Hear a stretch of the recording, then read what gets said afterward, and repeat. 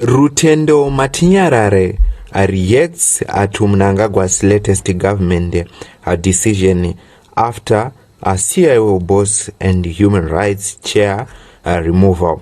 Kusangana kwatinoita pana pachannel yenyu yeMagaba News patunobata nawo dzinenge dzichiitika munharaunda nemunyika yedu yeZimbabwe tichiitikana pane vachangosvika pano mukana wekubaya kabhatani kakani subscribe nekulike nekushare mavideo edu epano paMagaba News.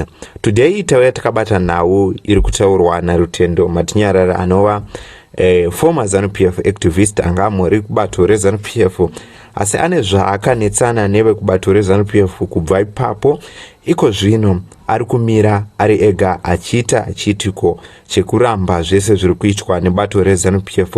So auya achiexpose apa nawo nechiitiko chiri kuitika mubato muhurumende yaMnangagwa apo pawakasumuka kumakabineti avo vachidzinga vanova CIO boss pamwe chete nevanoona nezvekukosheswa kwevanhu munyika yeZimbabwe. Nekuda kwekuti vezvekukosheswa kwevanhu munyika yeZimbabwe vakasumuka vachiramba chiitiko chaiitwa kumapublic hearing, asi hakuna CIO boss havana kubudisa zvizhinji kuti chii zvakafamba sei, zvaita kuti Rutendo Matinyarare auya achitaura achibuditsa achijekesa pamusoro pechiitiko ichi achiti iye ari kuona chiitiko ichi kudzingwa kwemahead of chapter 12 institution anosanganisira CIO boss, human rights chairperson inauye kuti vakaramba kushandiswa pakufoseredza vana veZimbabwe kuti vapushe chiitiko cheCAB 3 kana kuti Vision 2030 yezvigananda pamwe chete neZanuPF. So Rutendo onyora achiti, when you see a president firing the head of a chapter 12 institution for condemning human rights violation in a constitutional process, and then the head of intelligence who is less than 1 year is because he wouldn't accept to use intelligence to force people to accept the mutilation of the constitution. This after endless tinkering with the army, know that government is about to fall.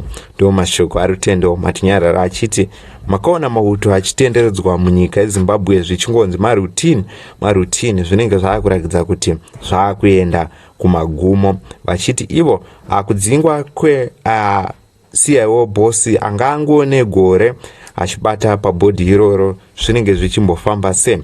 According to news in a Zimbabwe involving political landscape recent development in involving President Emmerson Mnangagwa has sparked widespread public debate.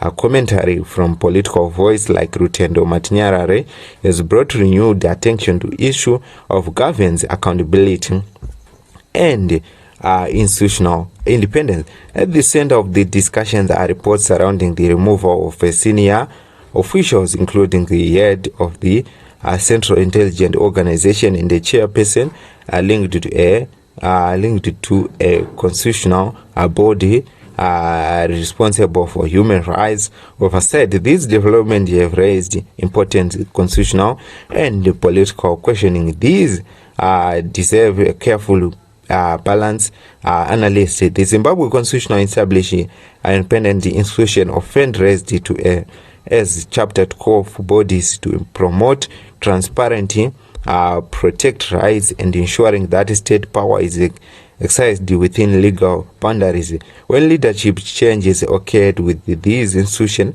especially under sensitivity circumstances, it's naturally trigger public interest and scrutiny. From one perspective, supporters of the government urge that the leadership change are part of executive authority. They emphasize that the president has the constitutional mandate to make decisions amid maintaining national stability, improving efficiency, or address internal challenge within the state institution. However, critics like Rutendo Matinyarare interpreted this development differently.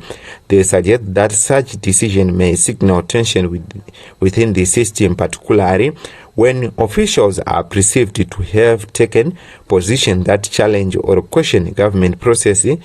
This implementation raises a broader concern about whether independent institutions are able to operate freely without undue pressure. Another dimension of this conversation related to the intelligence sector, leadership shift within the intelligence structure, offense sensitivity as they involve national security consideration.